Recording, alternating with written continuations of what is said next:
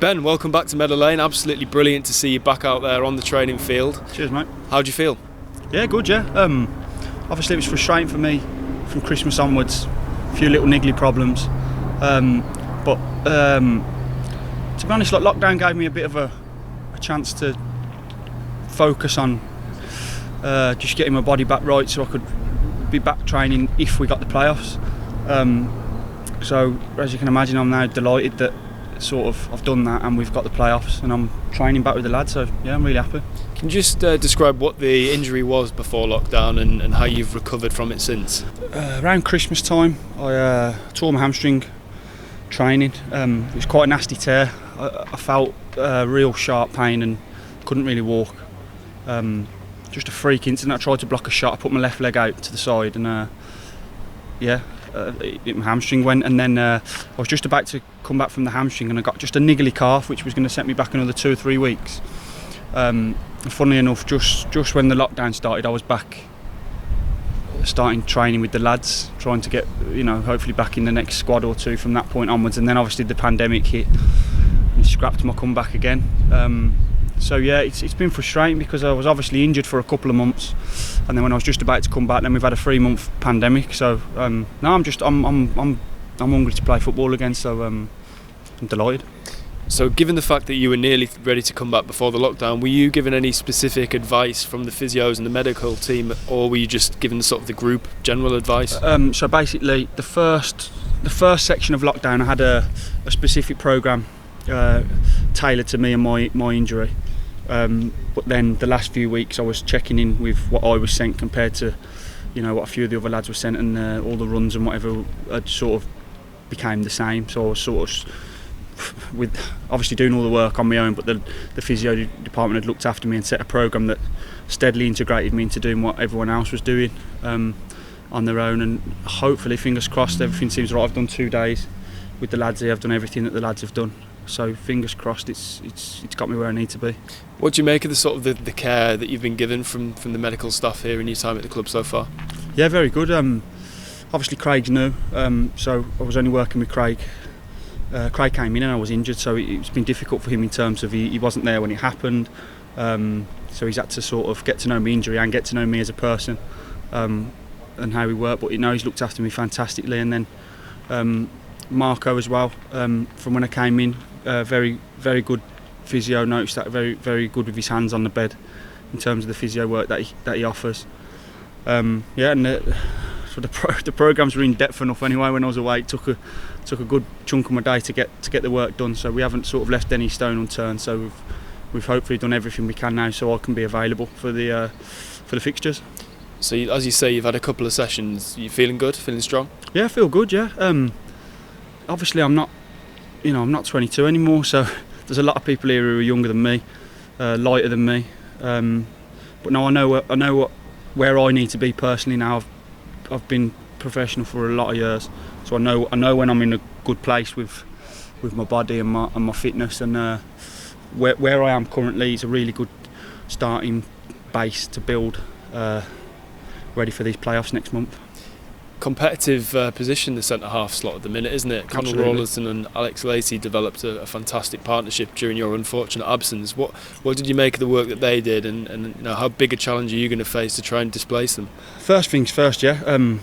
I've got a lot of respect for both of them as people and as players. Totally different players, but their partnership was very good. Then we cast back to the start of the season, and it was me and Connell playing most of the games, and me and Sam Graham. Obviously he had a unfortunate injury, but I think, like you say, the competition's strong. I'm big on looking at the goals against column through a season at whatever club I'm at, because that's what matters to me.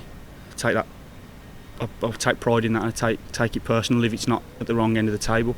And I think every step of this season, our goals against column has been in the top. I think we never really fell out the top 3 from after our first shaky start to this season. So I think the gaffer's obviously got it right all season in terms of putting people out there who can keep the ball out the net.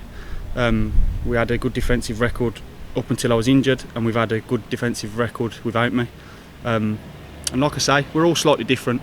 but I think we all respect each other. We're all friends, and what will be will be. It's not about us as individuals now. The older you get in football, you realise that everything is about Notts County as a football club giving themselves the best chance to get back in the football league, which is, you look around the place, it's where it belongs. So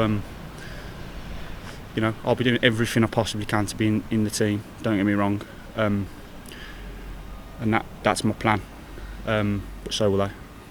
From a personal point of view, we were just chatting off camera there. It's potentially fourth time lucky in the playoffs for you. Would it be? Third time lucky it would be. I've been beaten in the playoffs twice. Once at Cardiff, we lost to West Ham in the playoffs in the Championship, and then last season I went out on penalties to Newport,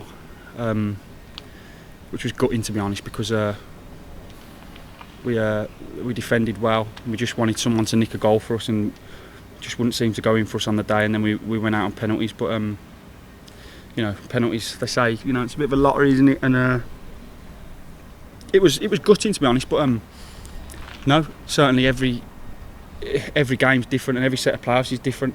And here we are. Let's be as positive as we can, because we've got the players, and we've got the setup, we've got the staff, we've got everything, we've got the pitch, we've got everything we need to have a right good go at this now. We've got some brilliant professionals at this club, and I don't just say that lightly and just because that's what people want to hear, but during lockdown, the lads have talked a lot between each other about what the sessions are when they're difficult sessions, and you can just tell that everyone's been doing their bit to come back.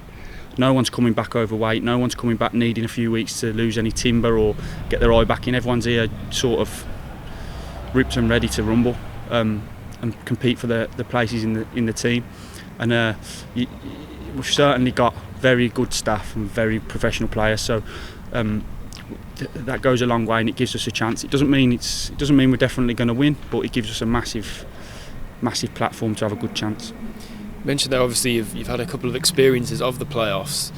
Therefore, how big an impact, positive or negative, do you think maybe having no fans in the stadium will be? Obviously we want our fans to be here with us to support us, but do you think for some players it may actually take a bit of the nervousness and the pressure away?